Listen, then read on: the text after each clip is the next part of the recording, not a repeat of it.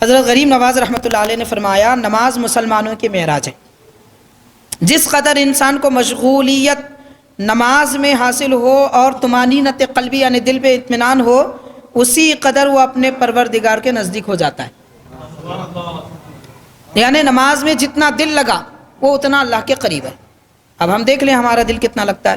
پھر آپ نے فرمایا ہر روز 2 فرشتے آسمان سے اترتے ہیں، ان میں سے ایک پکارتا ہے کہ جس سے اللہ تعالیٰ کا فرض دانستہ جان بوجھ کر چھوٹ گیا وہ اللہ تعالیٰ کی ضمانت یعنی اللہ تعالیٰ کی حفاظت سے نکل گیا۔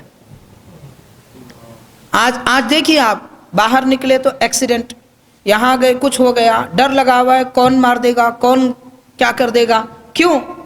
وجہ یہی ہے کہ ہم نے فرض چھوڑ دیا، اللہ کی حفاظت سے نکل گئے۔ گھر سے نکل رہا ہے والد بھائی وغیرہ، گھر کی خواتین کو ڈر ہونے لگتا ہے کہ واپس آئے گا کہ نہیں آئے گا۔ وجہ کیا ہے؟ وجہ یہی ہے کہ ہم نے فرض چھوڑ دیا۔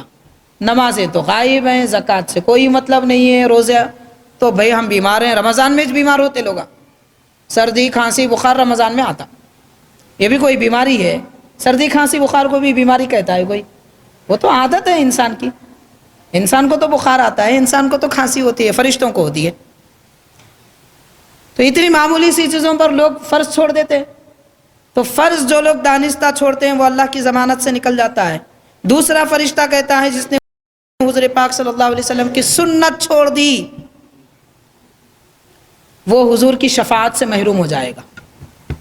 اب آپ غور کیجئے کتنے دعوے کرتے ہیں لوگ، میں مسلمان ہوں، اللہ کے نبی کا عاشق ہوں، حضور پاک صلی اللہ علیہ وسلم میری شفاعت کریں گے۔ تو انہیں سنت ہی ادا نہیں کی تو شفاعت کہاں سے ملے گی؟ نہ داڑھی کی سنت ہے، نہ لباس کی سنت ہے، نہ کھانے کی سنت ہے، نہ نمازوں کی سنت ہے، بلکہ نماز پڑھ کے بھی لوگ سنتیں چھوڑ کے چلے جاتے۔ آتے جمعہ کے ایک دن امام صاحب سلام پھیرتے جو مسجد سے نکل جاتے ہیں جیسا کہ ان کو لاٹھی لے کے مار رہے ہیں فرشتے، نکلو مسجد میں نہیں رہنا ہو، تیزی کے ساتھ بھاگتے رہتے لوگ۔ ایسی کیا جلدی ہے بھائی؟ جتنا دیر سے مسجد میں آئے تھے کم از کم اتنی دیر سے تو نکلتے۔ گھر سے دکان سے جاؤں نہیں جاؤں مسجد کو، یہ فکر میں تھے، چلو آ تو گئے، اب مسجد سے نکلتے وقت سوچنا جاؤں نہیں جاؤں، بیٹھ جانا، ایسا نہیں ہوتا۔ تو سنت تک ادا نہیں کرتے اور شفاعت کی امید رکھتے ہیں۔ یہ غریب نواز فرما رہے ہیں۔ تو حضرت غریب نواز رحمۃ اللہ علیہ کی کرامتیں سن کے خوش تو ہوتے ہیں، حضرت کے فرمان بھی تو سنیے، اس سے بھی خوشی حاصل کیجئے۔ کتنی ہمارے لیے فائدے کی بات فرما رہے ہیں۔ آخرت میں کیا ہوگا حضرت پہلے ہی فرما رہے ہیں، نصیحت کی بات نہیں ہے۔ گرنے سے پہلے آپ سے کوئی کہے کہ بھائی سنبھل کے وہاں پہ قلعہ ہے، تو آپ بولیں گے شکریہ حضرت غریب نواز ہمیں بچا رہے ہیں، سنبھل جاؤ کہ کہیں ایسا نہ ہو تم خوش فہمی میں زندگی گزارو، مرنے کے بعد سرکار کی شفاعت ہی نصیب نہ ہو۔ تو اس لیے دنیا میں حضور کی سنتیں ادا کرتے رہو۔ معلوم کیجئے سنتیں کیا ہیں، سونے کی سنتیں، جاگنے کی سنتیں، بات کرنے کی سنتیں، اٹھنے کی سنتیں، بیٹھنے کی سنتیں، ہر وقت سنتیں۔ پیارے نبی کی ساری زندگی ہمارے سامنے، اس کے مطابق زندگی گزاریں۔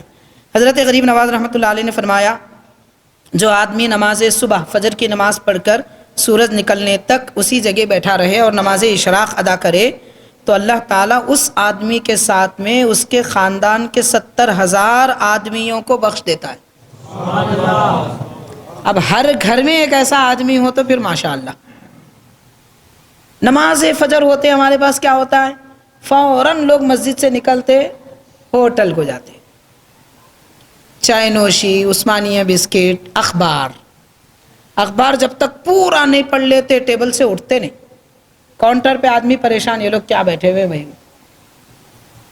اتنی دیر اگر مسجد میں بیٹھتے تو ماشاءاللہ 70,000 لوگوں کی بخشش ہو جاتی۔